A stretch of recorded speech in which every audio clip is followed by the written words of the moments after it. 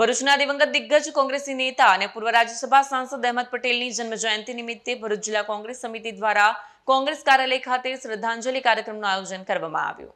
ભરૂચના દિવંગત દિગ્ગજ કોંગ્રેસી નેતા અને પૂર્વ રાજ્યસભા સાંસદ અહેમદ પટેલની જન્મ જયંતિ નિમિત્તે ભરૂચ જિલ્લા કોંગ્રેસ સમિતિ દ્વારા કોંગ્રેસ કાર્યાલય ખાતે શ્રદ્ધાંજલિ કાર્યક્રમ યોજાયો. કાર્યક્રમ દરમિયાન કોંગ્રેસના આગેવાનો અને કાર્યકરોએ અહેમદ પટેલના સ્મરણમાં પુષ્પાંજલિ અર્પણ કરી. આ પ્રસંગે જિલ્લા કોંગ્રેસ પ્રમુખ રાજેન્દ્રસિંહ રણા, શહેર કોંગ્રેસ પ્રમુખ સલીમ અમદાવાદી સહિત આગેવાનો ઉપસ્થિત રહ્યા. તેમણે લાંબા સમય સુધી કોંગ્રેસ સંગઠનને મજબૂત બનાવનાર મહત્વની ભૂમિકા ભજવનાર અહેમદ પટેલના રાજકીય જીવનને યાદ કર્યું. તેમના જાહેર જીવન અને કોંગ્રેસ પ્રત્યેના યોગદાનને સ્મરણ કરીને શ્રદ્ધાસુમન અર્પણ કરવામાં આવ્યા.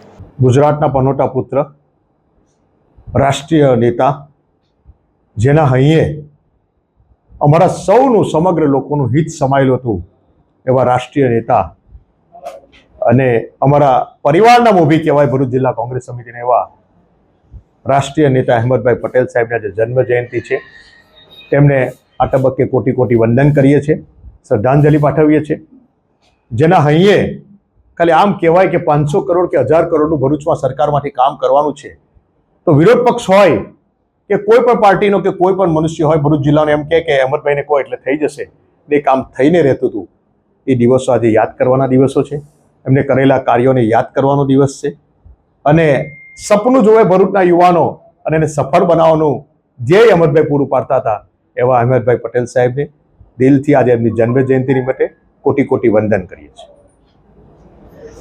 વિડીયો જર્નાલિસ્ટ વિરેન્દ્ર પાટીલ સાથે સત્યા ટીવી ન્યૂઝ ભરૂચ.